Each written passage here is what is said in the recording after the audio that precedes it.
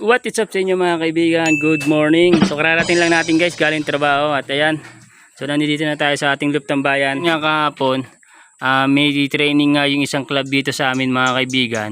So may kinarga tayo na alaga natin yung dalawang kalapate natin. So kinarga natin kagabi. Unang sampa nila yun sa truck, unang training nila yun sa club. At yung good news is kumpleto naman sila at kumpleto yung warriors natin mga kaibigan. So ayan, so check natin. Papakita ko sa inyo. Ito yung mga niload natin. Yung checkered na yan. Yan ang pinaka naunang nakauwi dito. And then itong dark checkered naman yan. Yung mamarako na yan.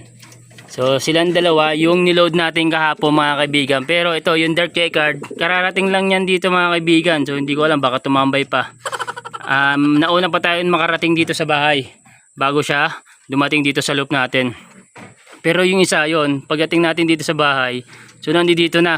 No? So may kasama pa nga siyang dalawang loop visitor pero ayun lumipad na agad.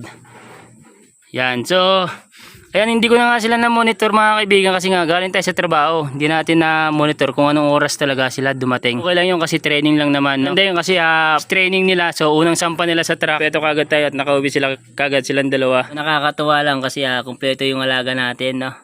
At nakauwi sila dito sa loop natin. So nga pala mga kaibigan, ang release ng training kanina, so 6:30 ni release.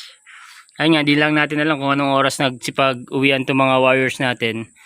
Ang agis mga kaibigan is sa lang sa Pililla Rizal. So connect ko, so kung di ako nagkakamali, nasa 30 kilometer air distance. Yan yung pinaka mataas sa ngayon, pinakamalayo na bato nila, no? Then ayun din yung unang sampa nila sa truck, no?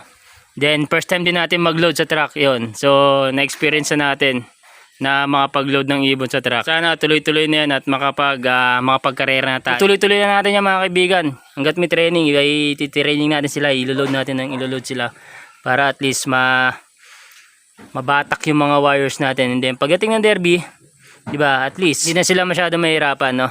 So yun. And then itong natin mga kaibigan, no? Yung ginagamot natin na one eye cold niya. So pangatlong araw na ngayon. Ayan, hindi papainimin na natin yan. So titignan natin yung mata niya kung ano bang naging kung may resulta. Ayan, lubog pa rin yung mata niya mga kaibigan, no? Pero may isang araw pa tayong gamutan. So papainimin na rin natin siya ngayon mga kaibigan. So yun lang mga kaibigan. So in-update ko lang kayo yung mga naganap ngayong araw. Baka excited ko kanina umuwi galing trabaho kasi yun nga, kasi nga inaantay natin yung warriors natin na umuwi. First time din natin mag-load sa truck, then first time din nila na makasampa sa truck, then first time din nila makasali sa training, no? Then hindi yung first dose nila na medyo may kalayuan. So yung 30 kilometer air distance mula dito sa loop natin. So yun. So napakasaya at napakagaan lang sa pakaramdam, di ba? So maganda talaga sa pakaramdam pag first time. So ayun lang mga kaibigan, so in-update ko lang kayo, no? So kung ano man yung mga activity at anong pang mga magaganap dito sa loop natin, so update lang tayo. Stay tuned lang kayo sa Facebook natin, sa Facebook page natin. So ayun lang, peace out.